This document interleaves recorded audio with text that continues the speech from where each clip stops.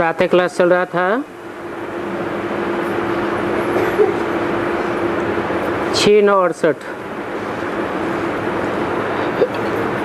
पहले पेज के मध्य में बात चल रही थी। देवताओं के आगे जाकर कहते थे कि आप सर्वगुण संपन्न संपूर्ण निर्विकारी हो और हम विकारी हैं।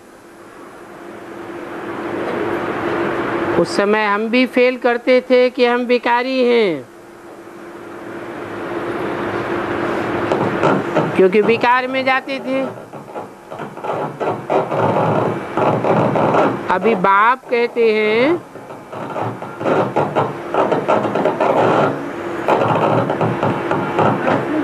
तुमको ऐसा निर्विकारी बनना है।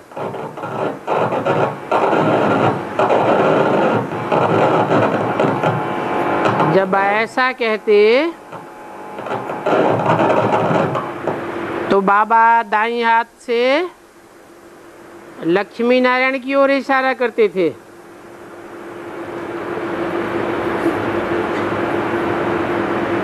जैसे इन्होंने दैवी गुण धारण किए हैं, वैसे ही तुमको भी दैवी गुण धारण करने हैं।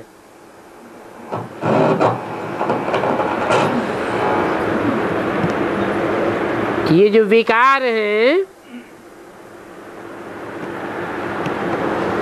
श्रीमत के विपरीत कार्य हैं, जिन्हें विकार कहा जाता है। ये काम क्रोध लोभ मोह अगर हैं तो उनको दैवी गुण नहीं कहेंगे।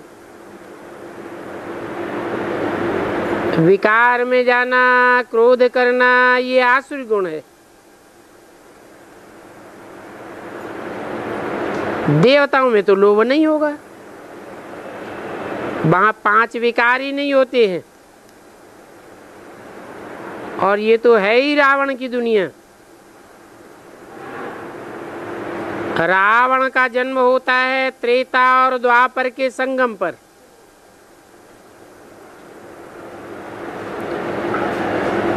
जैसे ये पुरानी दुनिया और नई दुनिया का संगम है,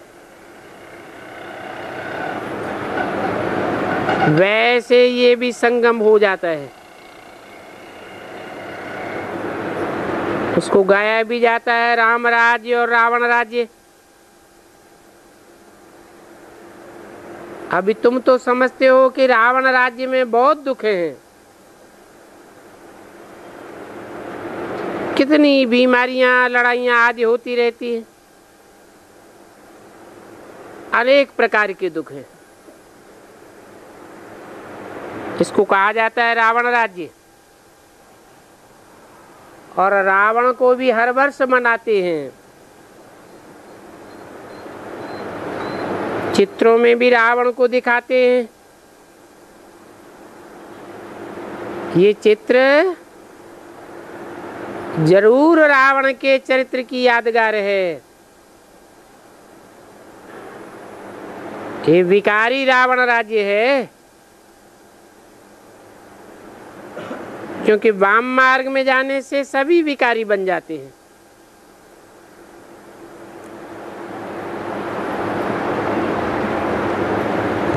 बायां हाथ अशुभ सूचक है।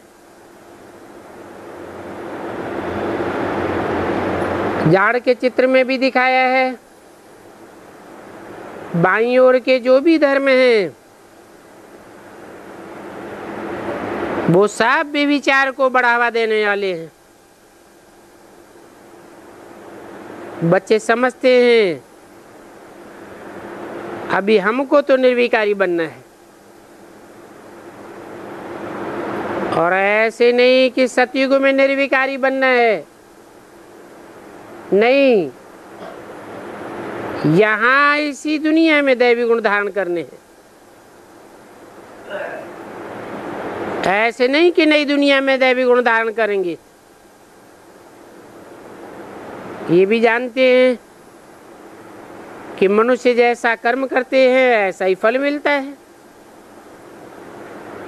तो बच्चों से अभी कोई भी विकर्म नहीं होना चाहिए।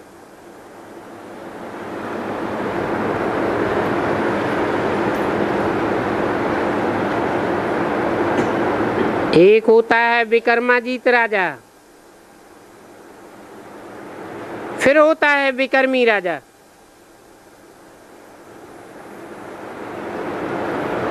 विक्रमी राजा के राज्य में विक्रमी संवत चलता है।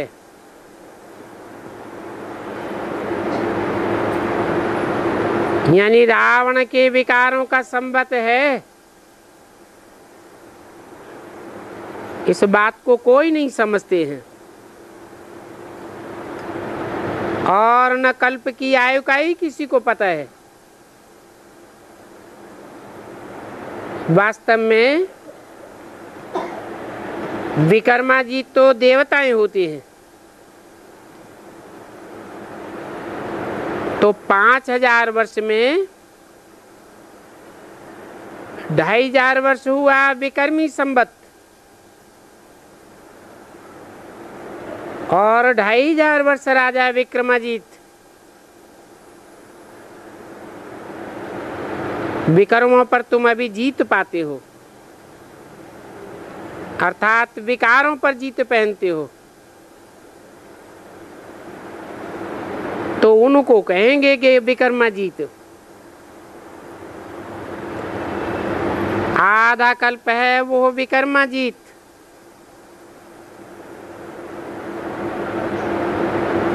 और आधा कल्प है वो विक्रम।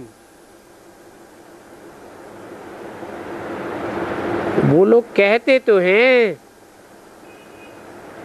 परंतु उनको कुछ पता नहीं है। तुम तो कहेंगे कि विक्रमों को जीतवाने पाने वाला संवत इन लक्ष्मी नारायण से शुरू होता है।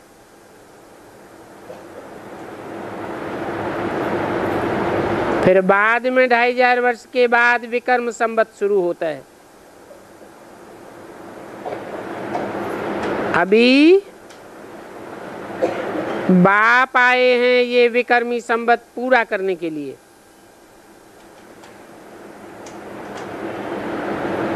फिर जरूर तुम विक्रमाजीत महाराजा महारानी बन जाएंगे,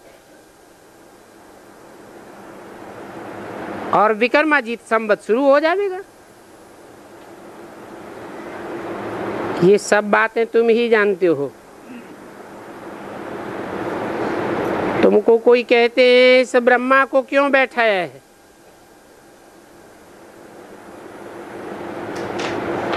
बोलो।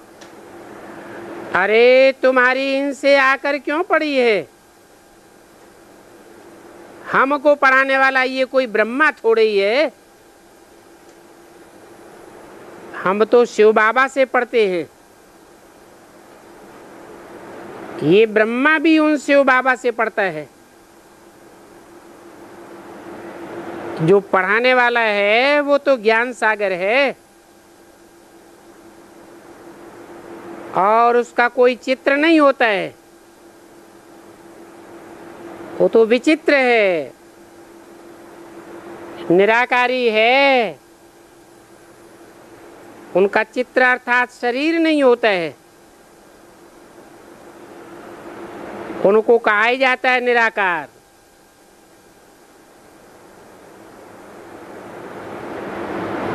और ऊंच ते ऊंच भगवान है। निराकारी भी है, निर्विकारी भी है, निरहंकारी भी है। और वो निराकार एवर है।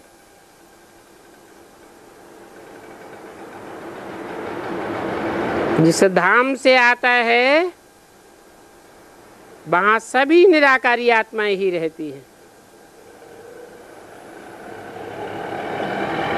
फिर यहाँ इस दुनिया में आकर के साकारी बनती है। उस निराकारी परमपिता परमात्मा को हिंदू, मुसलमान, सिख, ईसाई सब याद करते हैं, क्योंकि वो आत्माओं का बाप है। लौकिक बाप को परम पिता नहीं कहेंगे, परम अक्षर कह ही नहीं सकते हैं। 6/9/68 की वाणी का दूसरा पेज। ये सब समझ की बात है। स्कूल के स्टूडेंट पढ़ाई पर अटेंशन देते हैं और तब तक अटेंशन देते रहते हैं जब तक कोई मर्तबा न पाले। तुमको भी बाप कहते हैं जब तक जीना है तब तक पीना है। तो लौकिक दुनिया में भी समझते हैं कि बैरिस्टर बन गए तो फिर पढ़ाई बंद। ऐसे थोड़ा ही होता है कि बैरिस्टर बनने के बाद फिर पढ़ेगा, नहीं, पढ़ाई तो पूरी हो जाती है। तो ऐसे ही तुम भी देवता बन गए, फिर पढ़ाई की दरकार ही नहीं रहती। फिर तो 1250 वर्ष देवी देवताओं का राज्य चलता है। और ये बातें तुम बच्चे ही अभी जानते हो। बाप तुमको समझाते हैं,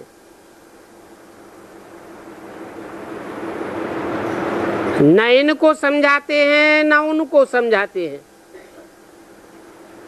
इनको माने जो भी ज्ञान चंद्रमा ब्रह्मा अथवा उनके फॉलोअर्स हैं, उनको भी नहीं समझाते हैं और उनको भी नहीं समझाते हैं। उनको माने और धर्म वालों को जो चंद्रवंश के बाद आते हैं, तुमको समझाते हैं तो तुमको फिर औरों को भी समझाना पड़े। औरों में चंद्रवंशी भी आ जाते हैं, इस्लामी बौद्धिक क्रिश्चियन आदि सभी आ जाते हैं। ये भी ख्याल रखना चाहिए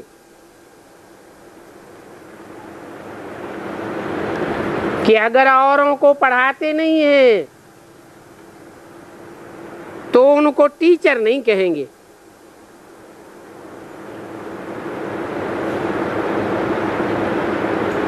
बाप तुम सबको टीचर्स बनाने आए हैं, क्योंकि तुम सब हो पहली पीढ़ी के जनरेशन। नई दुनिया की शुरुआत होगी और पहली सूर्यवंशी जनरेशन की शुरुआत हो जाएगी। तो सब पहली पीढ़ी की प्रजा की भी कोई विशेषता होती है।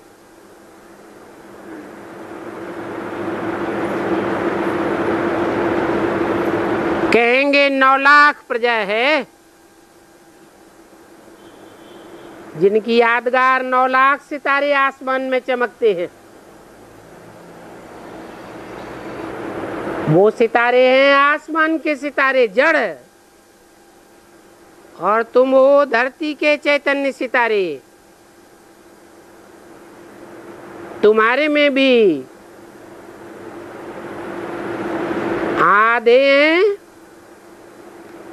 सिर्फ ज्ञान सूर्य को फॉलो करने वाले, और आधे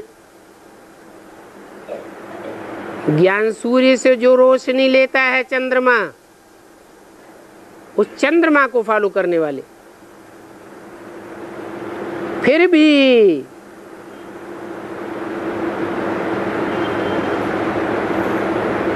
जो जन्म लेने की कोटि के हैं,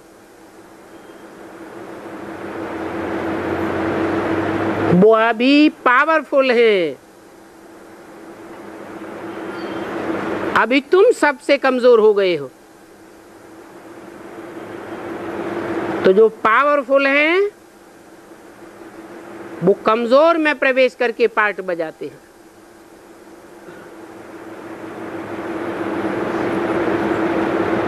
जब तुम पावरफुल बन जावेंगे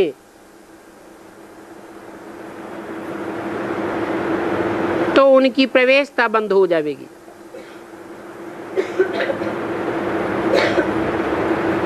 क्योंकि वो आत्माएं संगम में तुम्हारे बुद्धि रूपी पेट में प्रवेश करके कार्य करती है,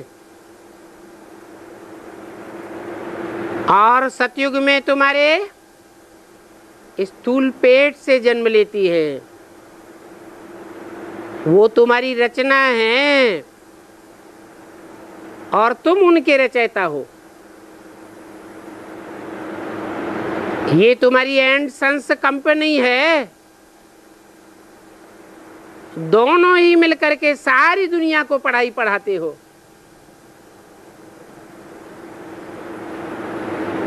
तो तुम 9 लाख सितारे आसमान के सितारों के मानंद सारी दुनिया में ऊंची स्टेज में चमकते रहेंगे। ये महाविनाश के समय की बात है।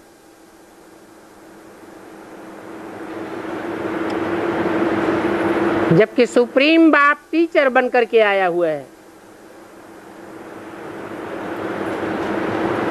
टीचर के औलाद हो,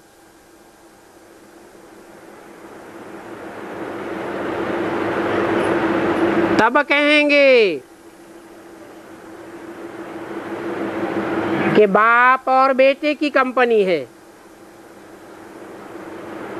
तो टीचर के बच्चे टीचर होना चाहिए। तो बताओ, सारी दुनिया को पढ़ाने के लिए कितने टीचर्स चाहिए? है कितने? 9 लाख टीचर्स चाहिए। जैसे टीचर स्कूल में ऊंची स्टेज पर बैठता है, ऐसे तुम 9 लाख सितारे सारी दुनिया की नजरों के सामने ऊंची स्टेज में चमकते रहेंगे।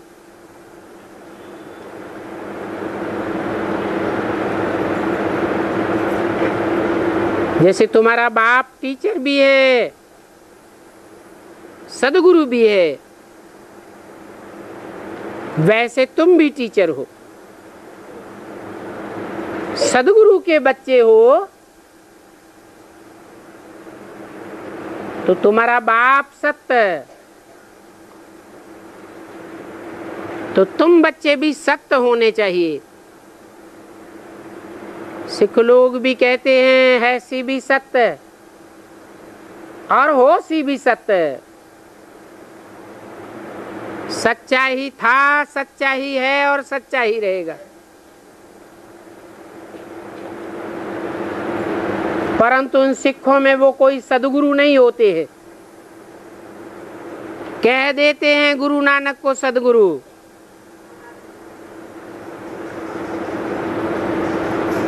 वो तो वास्तव में सब सदगुरु के बच्चे हैं। सत्य माना ही सत्य, और जो सत्य होता है उसका कभी विनाश नहीं होता है। जो असत्य होता है उसी का विनाश होता है। दुनिया में सच्चखंड भी है भारत, और झूठ खंड भी है, अभी बने हुए हैं। वो झूठ खंड इस्लाम धर्म खंड अरब देश, क्रिश्चियन धर्म खंड यूरोपियन अमेरिका, बौद्धी धर्म खंड चीन जापान आदि आज से 2500 साल पहले थे ही नहीं, और अभी फिर नहीं रहेंगे।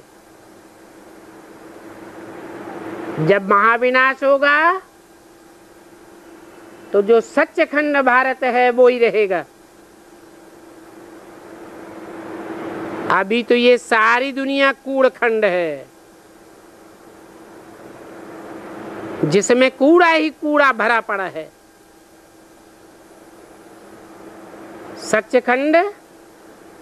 सच्चा बाप ही आकर के स्थापन करते हैं। उसको कहेंगे सच्चा साईं बाबा। साईं कहते हैं स्वामी को।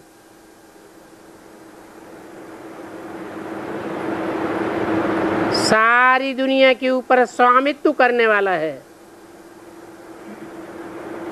वो विश्व पिता है। सारे विश्व को शासन करता है। तो जब सच्चा बाप आते हैं उस समय नकल करने वाले ढेर के ढेर साईं बाबा निकल पड़ते। गायन भी है, नैया ढूलेगी हिलेगी परंतु डूबेगी नहीं। बच्चों को समझाया जाता है माया के तूफान तो बहुत आवेंगे, जो तुम्हारे पुरुषार्थ की जीवन रूपी नैया को बहुत हिलाते रहेंगे, परंतु इन तूफानों से डरना नहीं है। सन्यासी लोग कब तुमको ऐसे नहीं कहेंगे कि माया के तूफान आवेंगे, उनसे डरना नहीं है। उनको तो पता ही नहीं है कि वो हमारी जीवन रूपी नैया को कहां ले जावेंगे।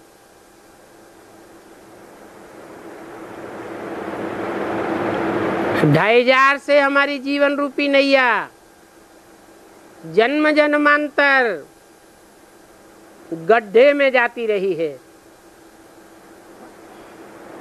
मेंटलिटी नीचे गिरती चली जा रही है, तो पार ले जाने की तो बात ही नहीं। अज्ञान के घोर अंधेरे में हैं।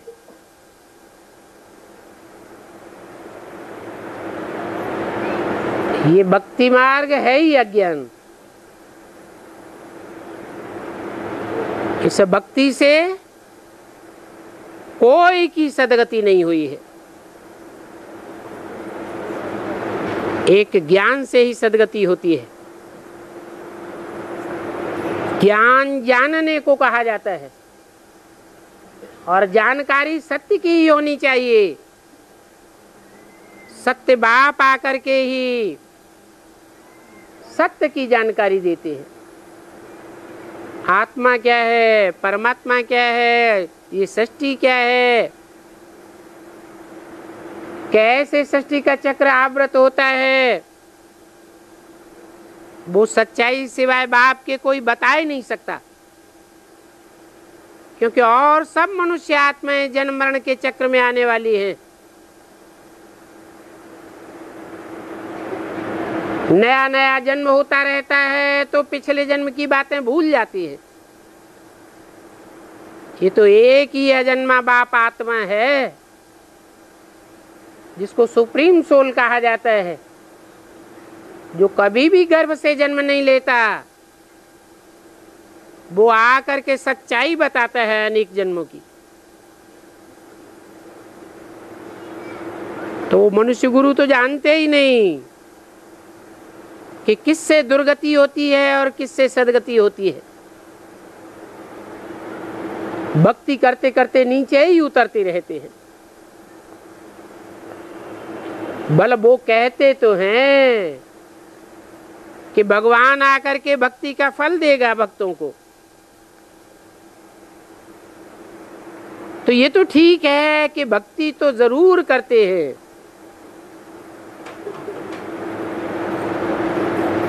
फिर पूछना पड़े उनसे कि भगवान आकर भक्ति का फल क्या देते हैं,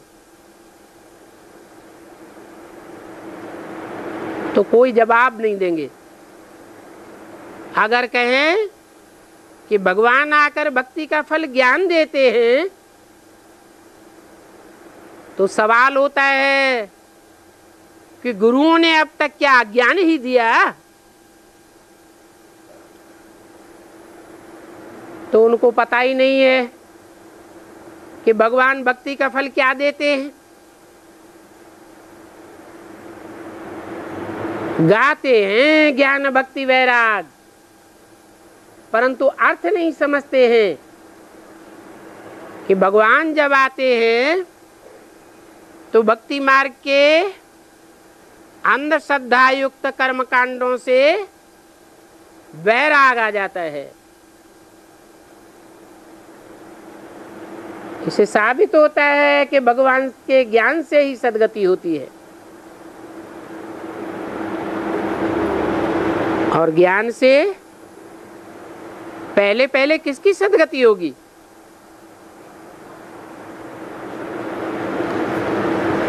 ये तो ठीक है कि मनुष्य मात्र की सद्गति होती है, सारी सृष्टि की सद्गति होती है, परंतु ज्ञान से पहले पहले सद्गति होती है मन बुद्धि रूपी आत्मा की। मन बुद्धि रूपी आत्मा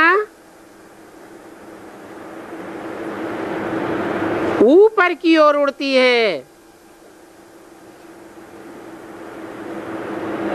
अधोगामी नहीं बनती। नहीं तो भक्ति से तो बुद्धि नीचे ही उतरती रहती है।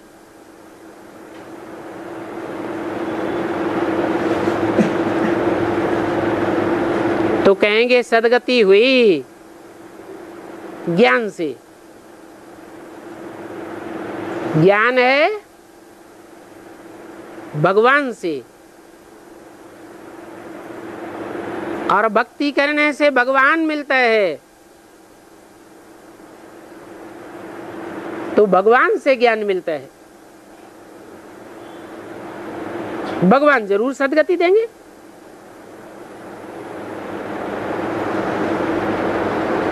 सद्गति देंगे तो साबित हो जाता है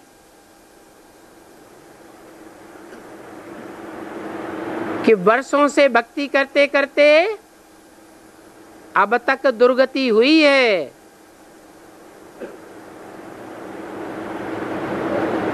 तो भगवान को आकर के सद्गति देनी पड़ती है। कहते तो ठीक है कि भक्ति का फल भगवान आकर के देंगे, परंतु कब देंगे और कैसे देंगे वो तो पता ही नहीं है, क्योंकि झूठा ज्ञान सुनाते हैं कि भगवान हर युग में आते हैं, हर युग में आकर के सद्गति करते हैं। अरे सद्गति करेंगे तो सत्य युग की स्थापना होगी, झूठ खंड की स्थापना कैसे होगी? द्वापर के अंत में आए कृष्ण के रूप में, तो पाप के युग की स्थापना थोड़े ही करेंगे। सद्गति की स्थापना करेंगे तो कलयुग कैसे आ जाएगा? तो पता ही नहीं है कि भगवान आकर के कलयुग के अंत में और सतयुग के आदि में सबकी सद्गति करते हैं। और गुरुओं को तो ये भी पता नहीं है कि भक्ति कब से शुरू होती है और कितना समय चलती है, कुछ भी पता नहीं। तुम कोई से भी पूछो तो कह देंगे ये तो अनादि परंपरा से चलता चला आया, क्योंकि कल्प की आयु ही उन्होंने लाखों वर्ष लिख दी है। तो सभी के लिए कहेंगे परंपरा से। पूछो शास्त्र कब बने, कब से सुनना शुरू किया, कब से शास्त्र पढ़े, ये रावण को कब से जलाते चले आए, तो कह देंगे परंपरा से। ये भी पता नहीं है कि कोई जब बहुत दुख देते हैं तब उनका पुतला जलाया जाता है। दुनिया की हर चीज पहले सतो प्रधान होती है, बाद में तमो प्रधान बनती है। ये रावण राज्य भी पहले सतो प्रधान था, बाद में कलयुग में आकर के तमो प्रधान बना।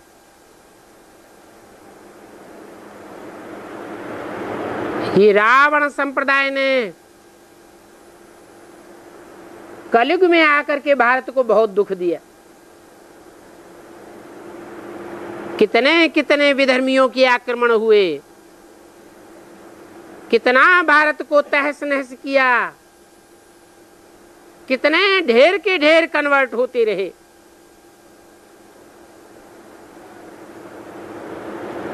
तो देखो, समझने और समझाने में बहुत फर्क हो जाता है।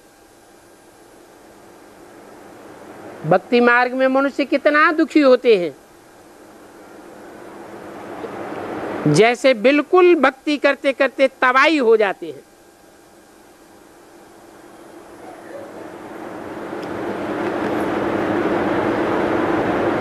शास्त्रों के श्लोकों को रटना शुरू कर देते हैं, फिर भगवान बाप आकर जब ज्ञान सुनाते हैं तो समझते हैं इन्हों का ज्ञान तो कोई नया ज्ञान है। बाप तो समझाते हैं कि जिन्होंने कल पहले समझा होगा वो झट समझ जाते हैं।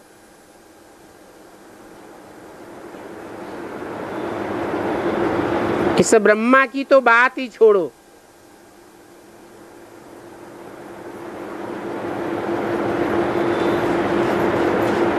ब्रह्मा का जन्म नहीं गाया हुआ है, शिव बाबा का जन्म गाया हुआ है। शिवरात्रि मनाते हैं ना, तो जरूर घोर अज्ञान की रात्रि में आया होगा, संसार में प्रत्यक्ष हुआ होगा। जैसे बच्चा जन्म लेता है तो संसार में प्रत्यक्ष होता है ना, तो शिव बाबा का भी जन्म तो है, परंतु दिव्य जन्म है। कोई पेट से जन्म नहीं लेते हैं, ये बुद्ध रूपी पेट से प्रत्यक्ष होने की बात है। जब इस दुनिया में 500 करोड़ की बेहद की दुनिया में, अथवा ब्रह्मा के द्वारा रची हुई ब्राह्मणों की दुनिया में, और ब्राह्मणों में भी जो बीज रूप आत्माएं हैं सब धर्मों की, उस एडवांस पार्टी के बीच में भी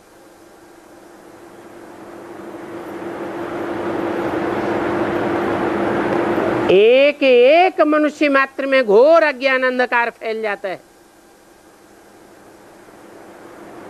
सबकी बुद्धि में से विनाश की बात भी खिसक जाती है। भगवान के स्वरूप पर भी श्रद्धा नहीं रहती। एक व्यापी है या सर्वव्यापी है, सब मुझ जाते हैं। ऐसी अज्ञान की घोर अंधकार की रात्रि फैलती है, तब मैं अचानक प्रत्यक्ष होता हूं, जन्म लेता हूं। तो बाप समझाते हैं मेरा दिव्य जन्म है और अलौकिक जन्म है। मैं प्राकृतिक मनुष्यों सदस्य जन्म नहीं लेता हूं,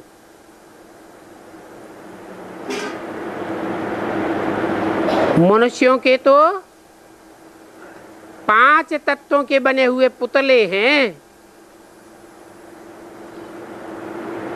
जो गर्भ से जन्म लेते हैं।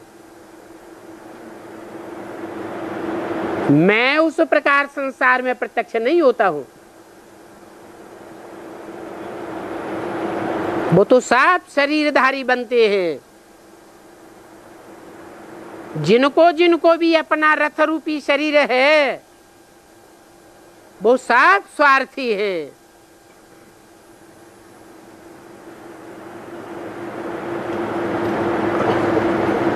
रथ में ही बुद्धि लगी रहती है। देहधारी है, चाहे अपनी देह है चाहे दूसरों की देह में बुद्धि धरी रहती है।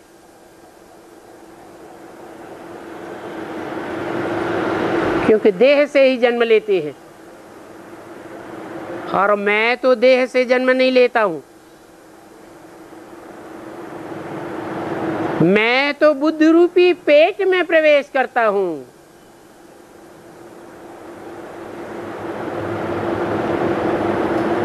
तो ये दिव्य जन्म की बात, ये नॉलेज सिवाय परमपिता परमात्मा ज्ञान सागर के कोई नहीं दे सकता।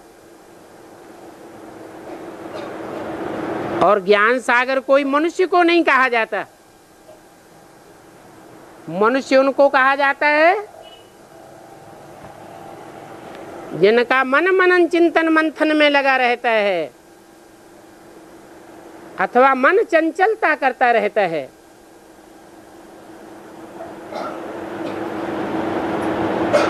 ये उपमा तो निराकार की है, ज्ञान का सागर। निराकार बाप आकर के आत्माओं को पढ़ाते हैं।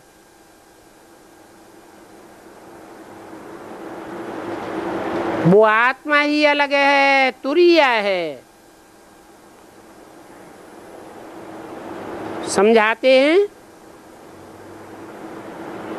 कि तुम सभी कैसे पार्ट बजाते हो।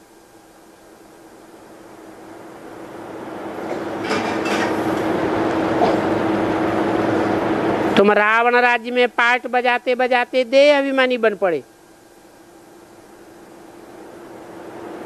अभी तुम समझते हो कि आत्मा ही सभी कुछ करती है। वो आत्मा का ज्ञान अभी उड़ गया है। नहीं तो ये शरीर के आर्गन्स हैं, परंतु मैं तो आत्मा हूं। मैं आत्मा चाहूं तो इन आर्गन से कर्म कराऊं, और चाहे न कराऊं। ऐसी स्टेज जब बन जाए तो कहेंगे विक्रमाजीत, जो कर्मेंद्रियों से दुखदाई कर्म होते हैं, उन कर्मों पर विजय पाने वाला। निराकारी दुनिया में तो हम शरीर रहित होते हैं। तो अभी तुम अपने घर को भी जान गए हो।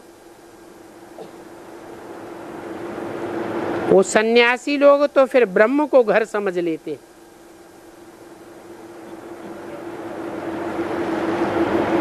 ब्रह्म को ही ईश्वर मान लेते हैं।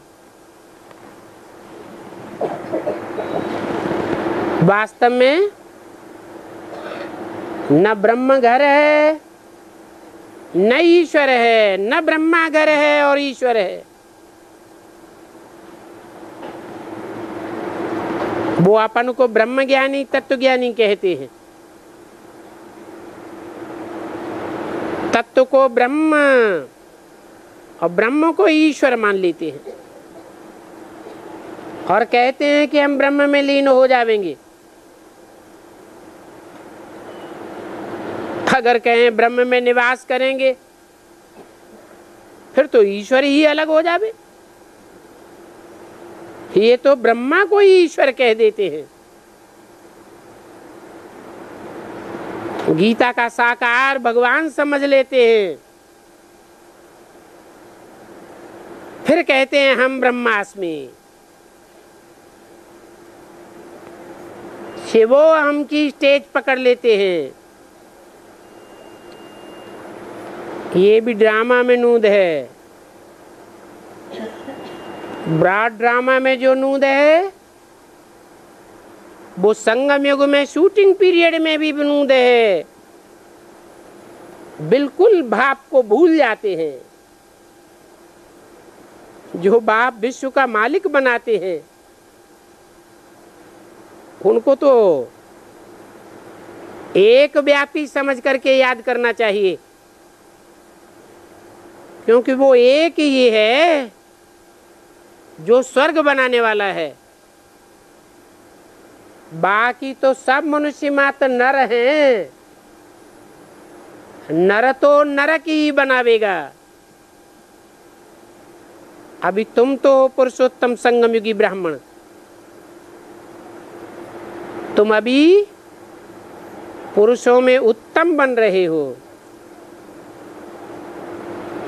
जो कनिष्ठ पुरुष होते हैं वो उत्तम पुरुष के आगे माथा टेकते हैं, ब्रॉड ड्रामा में भी माथा टेकते हैं, और अभी शूटिंग पीरियड में भी माथा टेकते हैं। और आगे चल करके देखेंगे वो कनिष्ठ श्रेष्ठ के सामने कैसे कैसे माथा टेकते रहते हैं। माथा टेकना माने बुद्धि झुकाना। देवताओं के मंदिर में जाकर देवताओं की कितनी महिमा करती है। अब ये सब शूटिंग होने वाली है। तुम जानते हो हम सो देवता बनते हैं। ये तो बहुत सहज बात है कि हम ही बायजोली खेलते हैं, ऊंची स्टेज में जाते हैं फिर नीची स्टेज में जाते हैं। ये विराट रूप का भी बताया हुआ है। चोटी और एड़ी का संगम हो जाता है। ब्राह्मणों की चोटी भी है और फिर आखिरी स्टेज एड़ी भी है। तो ये विराट चक्र है।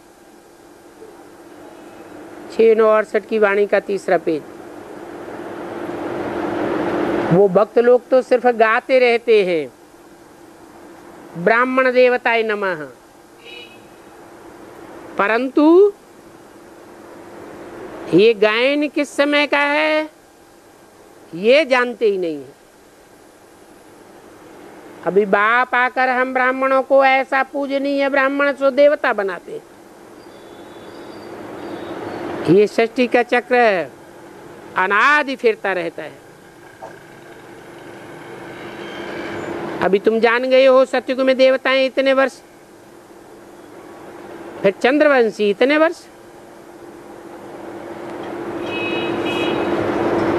चित्र तो देवताओं के मिलते हैं ना। लक्ष्मी नारायण के आदि के चित्र है ना,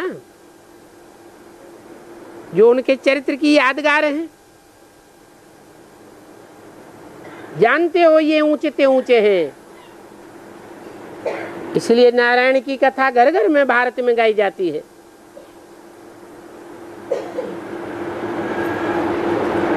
इनकी कोई भी ग्लानि नहीं करता है। शास्त्रों में भी इनकी कोई ग्लानि नहीं है। नहीं तो 33 करोड़ देवताएं सब की ग्लानि भरी हुई है। फिर बाप आकर सभी को नंबरवार करेक्ट करते हैं। तुमको भी करेक्ट कर रहे हैं, क्योंकि भक्ति मार्ग में जन्म जन्मांतर तुम जो करते आए हो वो सभी रंग है।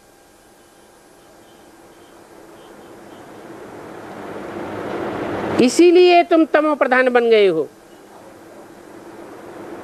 भक्ति मार्ग में तो हर बात हर एक्ट रंग हो जाती है। रंग का फल राइट बाप ही आकर के देंगे। अभी है ही अनराइटियस वर्ल्ड। अनराइटियस वर्ल्ड में दुखी ही दुख होता है। सारी दुनिया में अनराइटियस, प्रजा के ऊपर प्रजा का राज्य हो जाता है। बाप आकर के राजाओं के राज्य की स्थापना करते हैं। प्रजा के ऊपर प्रजा का राज्य है रावण राज्य, 5 पंचों का राज्य। 5 पंचों के मुख, रावण के 5 पुरुष मुख हैं, जिनकी प्रधानता होती है। रावण के चित्र में 5 मंदोदरी के मुख भी दिखाए हैं, परंतु राज्य में उनकी प्रधानता नहीं है।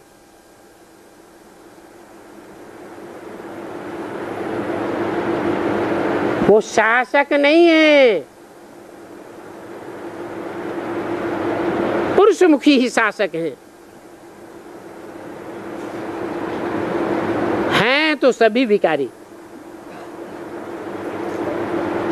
तो ये रावण का राज्य है ही अनराइटियस।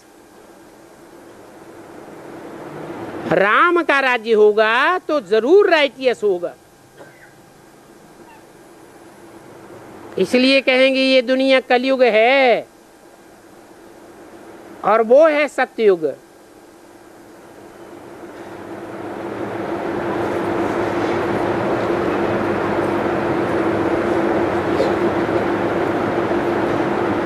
सत्ययुग में देवताएं कब शास्त्र नहीं उठाते हैं। तो देखो, बाप ने अपना भी नॉलेज दिया और रचना की भी समझाने दी।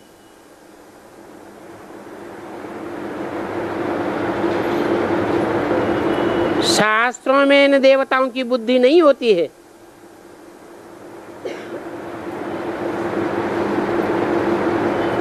जो शास्त्र पढ़ करके सुनाते हैं उन्हें शास्त्रवादी कहा जाता है। तो उन शास्त्रवादियों की बुद्धि में सिर्फ वेद शास्त्री होंगे। बाप कहते हैं हम जानते हैं ये सभी शास्त्र भक्ति मार्ग के हैं। इन शास्त्रों को पढ़ने सुनने से तुम नीचे ही उतरते आए हो।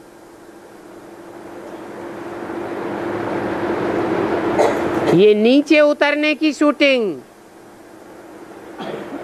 अभी ब्राह्मणों की दुनिया में भी तुम करते हो क्या? कैसे?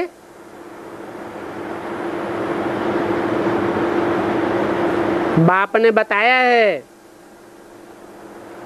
कि तुम जो मुरली पढ़ते हो सुनते हो, कागज का पत्ता लेकर के, वो है 3rd क्लास मुरली। टैप रिकॉर्डर से जो सुनते हो वो है नंबर 2 का माल। और डायरेक्ट भगवान बैठ जो सुनाते हैं और तुम्हारी बुद्धि ये निश्चय करती है कि हम डायरेक्ट भगवान बाप से सुनते हैं, वो है 1st क्लास माल।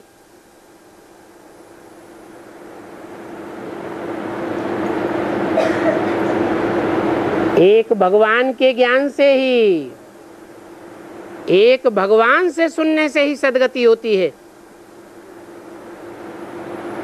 उससे दुर्गति नहीं हो सकती। बाकी तो सभी शास्त्रों का ज्ञान है, जो सुनते हैं, पढ़ते हैं और सुनाते रहते हैं। कुछ न कुछ मिक्सचरिटी जरूर करते रहेंगे। मनुष्य इन बातों को समझते नहीं है।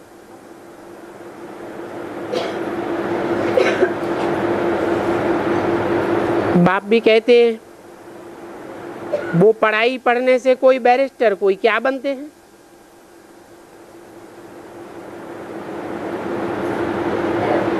वो फिर भी चढ़ाई है। अभी तुम्हारी चढ़ाई देखो कैसी है, कैसे तुम सीढ़ी चढ़ते हो। एक सेकंड में मनुष्य से देवता बन जाते हो।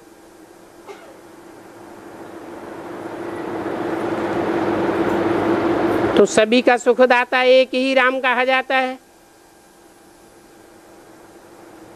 और राम कहा जाता है शिव बाबा को।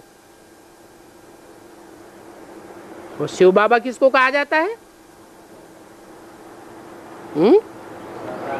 साकार और निराकार के मेल को शिव बाबा कहा जाता है। साकार हो तभी कहेंगे ऊंचते ऊंच या नीचते नीच, क्योंकि ऊंचते ऊंच और नीचते नीचे से दुनिया की बात है। निराकारी लोग को परम धाम की बात नहीं है। ऊंचते ऊंच वो बाप ही है। और कोई भी मंदिर में तुम जाओगे तो सभी को शरीर है, और शिव के मंदिर में जाओगे शिव की तुम पूजा करते हो तो तुम्हारी बुद्धि में ये रहता है कि हम शरीर की पूजा करते हैं? वहां तो लिंग रखा हुआ है, लिंग को कर्मेंद्रियां तो दिखाई नहीं गई है। तो क्या जड़ की पूजा करते हो? पूजा तो पवित्र की जाती है। जिस पवित्र की पूजा की जाती है वो पवित्र तो चैतन्य होगा या जड़ होगा? चैतन्य होना चाहिए। और चैतन्य कहा जाता है बोलते चालते को। तो जरूर जो शिवलिंग के रूप में दिखाया गया है और जिसकी पूजा सारी दुनिया में सार्वभौम है, सबसे जास्ती लिंग के मंदिर बने हुए हैं, वो ये साबित करते हैं कि वो एक है जो निराकारी स्टेज को चैतन्य शरीर में प्राप्त करता है, और प्राप्त कराने वाला है शिव बाबा। इसलिए शिव के साथ किसी एक देवता का नाम जोड़ा जाता है, शंकर का ही नाम जोड़ा जाता है। 33 करोड़ देवताओं के बीच में और कोई देवता नहीं है जिसका नाम शिव के साथ जोड़ा जाए। बल त्रिमूर्ति शिव कहते हैं। उस त्रिमूर्ति में विष्णु और ब्रह्मा का भी नाम दिया हुआ है, परंतु विष्णु शिव ब्रह्मा शिव ऐसे कभी नहीं कहेंगे। क्यों नहीं कहेंगे?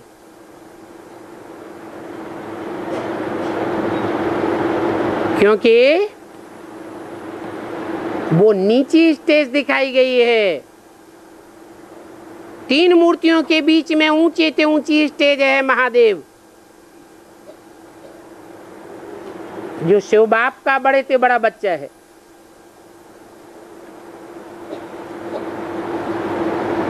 वो पहले इस दुनिया के बीच निराकारी स्टेज को धारण करता है। तो एक शिव ही है जिसका शरीर नहीं है। उनको कहते हैं परम पिता। तो क्या बिंदी को कहते हैं? है? जब पिता है, सुप्रीम टीचर है, सदगुरु है, तो क्या बिंदी है? बिंदी को कहा जाता है क्या? नहीं।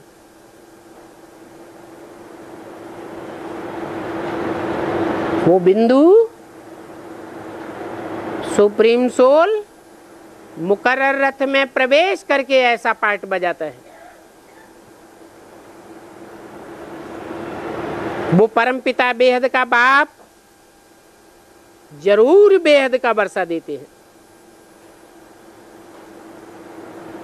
वो बेहद का वर्षा है ही स्वर्ग। जहां सब स्वस्थिति में जाने वाले हैं। पहले तुम स्वर्ग के वासी थे, अभी नरकवासी बन गए हो।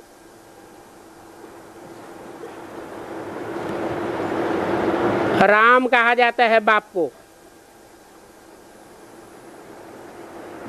राम के जितने भी चित्र पूजे जाते हैं वो बड़े रूप के पूजे जाते हैं। कृष्ण के जो चित्र पूजे जाते हैं वो बच्चे के रूप में पूजे जाते हैं। कहाँ की यादगार है? अभी संगम युग की यादगार है कि जब सुप्रीम सोल बाप आते हैं तो ये दो आत्माओं को विशेष रूप से चुनते हैं, राम और कृष्ण की आत्माएं। एक बाप का पार्ट बजाता है और एक बच्चे रचना का पार्ट बजाता है। बाप कहते हैं वो राम नहीं जिसकी सीता चुराई गई। क्या? सीता जिसकी चुराई जाए वो संपूर्ण स्टेज है या अपूर्ण स्टेज है? वो अपूर्ण स्टेज कहेंगे। वो कोई सदगति दाता नहीं हो सकता। कौन? जिसकी सीता इसके घरवाली ही चुराई ली जाए। वो सारे राज्य का पालन पोषण क्या करेगा?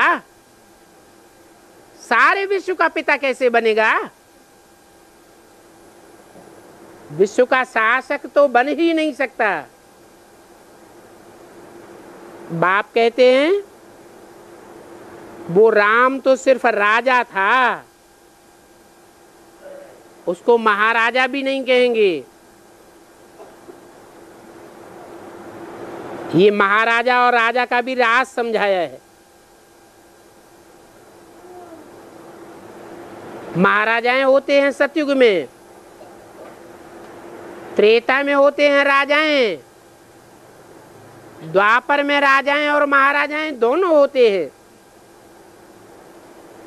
और कलयुग में महाराजा का सिर्फ टाइटल रह जाता है, बाकी तो राजाएं ही राजाएं।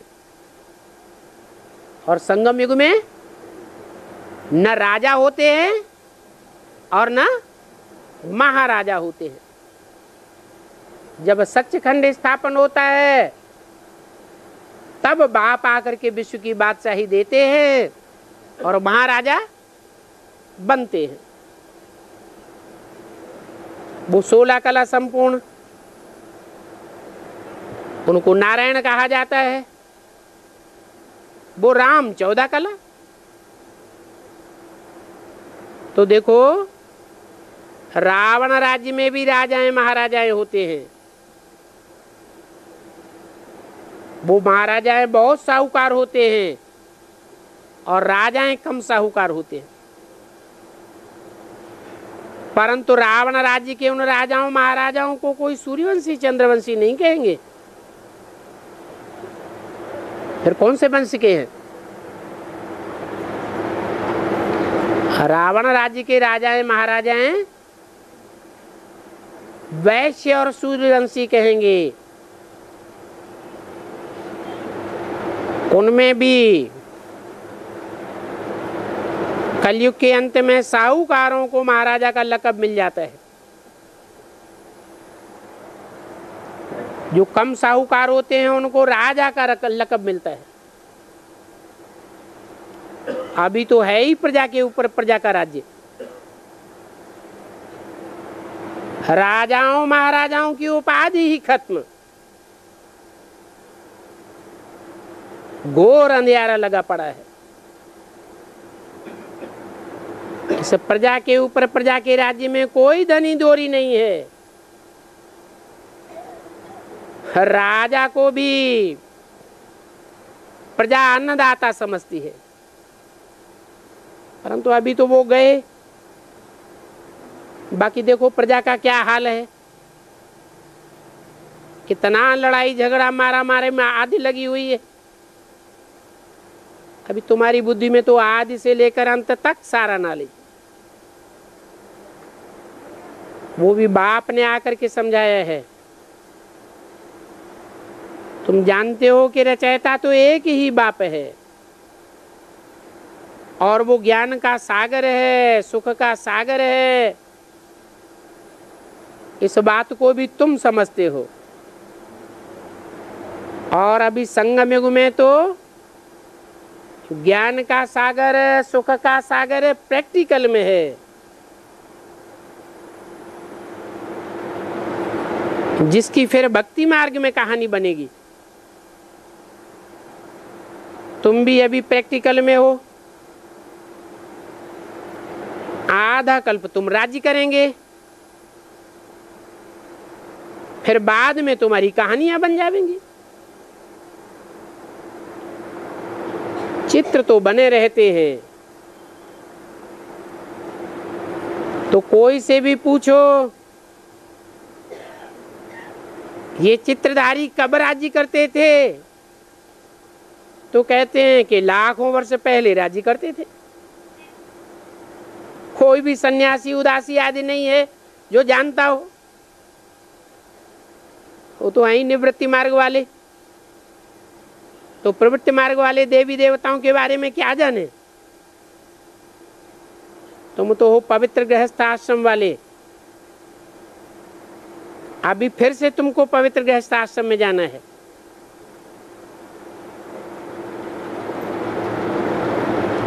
उस पवित्र गृहस्थ आश्रम के स्वर्ग के सुखों को कोई नहीं जानता है।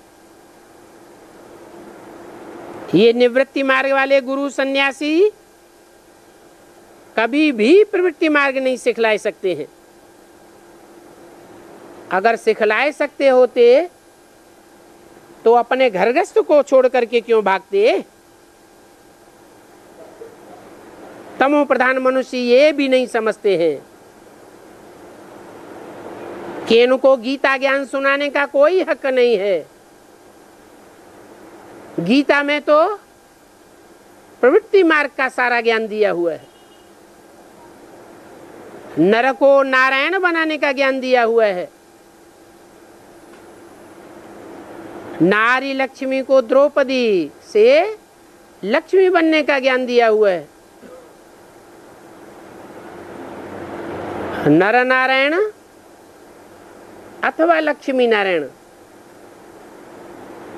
प्रवृत्ति मार्ग वाले थे। प्रवृत्ति मार्ग वालों का ज्ञान निवृत्ति मार्ग वाले देवताएं कैसे दे सकते हैं। तो तमो प्रधान मनुष्य हैं तो इन बातों को समझते ही नहीं है। ओम शांति।